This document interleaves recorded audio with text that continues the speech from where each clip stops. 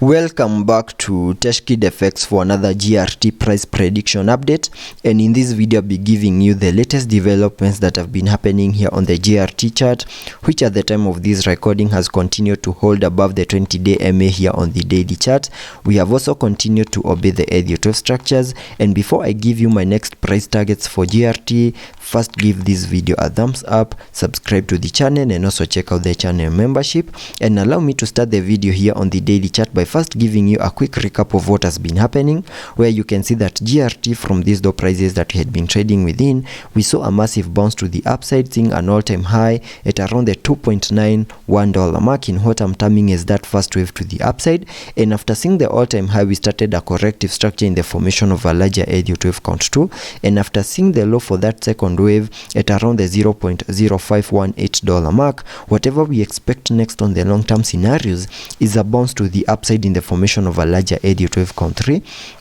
And here on the daily chart, I have target areas to the upside in the formation of that wave 3 using the trend-based Fibonacci at the Fib level 1.618, and that is at around the $4.6866 mark, and that is the minimum that I'm expecting GRT to do on the long-term scenarios. And getting to the short-term scenarios here on the 4-hour chart, so that I can also give you my next price targets here on the GRT chart. Here on the 4-hour chart, you can see that I have this Elliot wave structure in yellow, which has continued to be obeyed here on the 4-hour chart, where I'm terming that as the first wave to the upside. And after seeing the high for that first wave, we started a corrective structure, seeing the low for that second wave, and after seeing the low for that second wave, we started a massive bounce to the upside in a move that has now given us the high for that wave 3 at around the $0.2336 mark. And after seeing the high for that wave 3,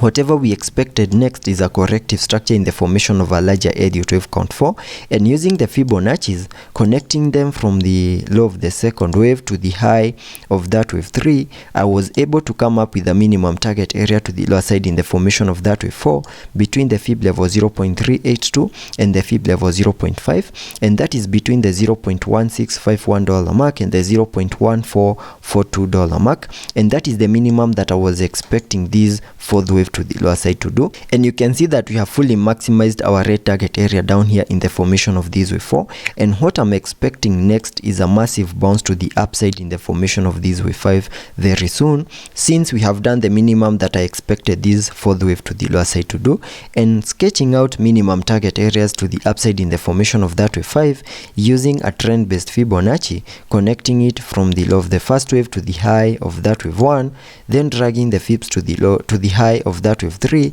that gives me a minimum target area to the upside in the formation of that wave 5 at the Fib level 1.618, and that is at around the $0.28 mark, and that is the minimum that I'm expecting GRT to do here on the short-term scenarios in the formation of that wave 5. And for that move to also play out, we need to see a break above the 20-day MA here on the 4-hour chart, and at the time of this recording we are trading below the 20-day MA. So in case we continue pushing higher, see a break above the 20-day MA, then that move could trigger another explosive move to the upside to give us a move above the wave 3 high, and that is at around the $0.2336 mark. And the moment we manage to get above the 20-day MA and also above the wave 3 high, then that will be enough confirmation that whatever we are seeing over here is the bounce to the upside in the formation of that wave 5, where I will also be expecting to see a 5-wave structure in formation, having the wave 5 fully maximizing the formation of that larger Elliot wave count 5 to the upside.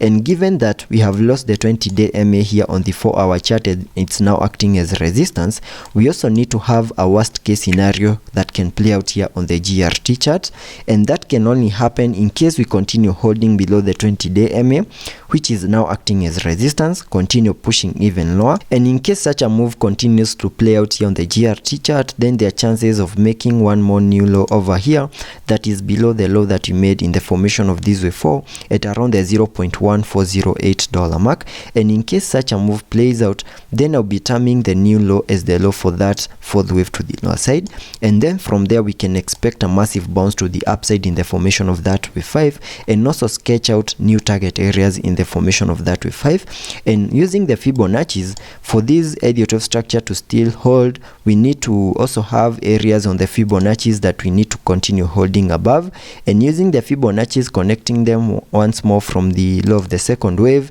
to the high of that wave 3, for us to still say that we are still in the formation of this wave 4, we need to continue holding above the fib level 0.618. so here on the charts I need to now extend my target area back to the fib level 0.618, so that the target area lies between the $0.1651 mark and the $0.1229 mark, and it is within these target area that I'm expecting to see the low for that fourth wave, and also continue holding within this target area for us to say that whatever we are seeing over here is still a valid fourth wave to the lower side, because once the moment we lose the fib level 0.618, then that will be putting a major challenge on the formation of that fourth wave and could bring about invalidation in the formation of that wave 4. So let's be patient and see how that plays out, and in case we continue seeing a breakdown here on the GRT chart, continue watching the fib level 0.618, and that is at around the $0.1229 mark. So that is what I'm expecting here on the short-term scenarios and also on the long-term scenarios. And also taking a look at the indicators on the RSI, we are trading at around the 44 mark, meaning we have massive room for us to fully support higher prices in the formation of that wave 5. And also taking a look at the MACD, we have been able to print a bearish cross, which is supporting lower movements here on the GRT chart, maybe in a move that could give us one more new low in the formation of that wave 4 before we can expect that massive bounce to the upside in the formation of that wave 5. So let's be patient and see how that plays out, and I'll be keeping you updated.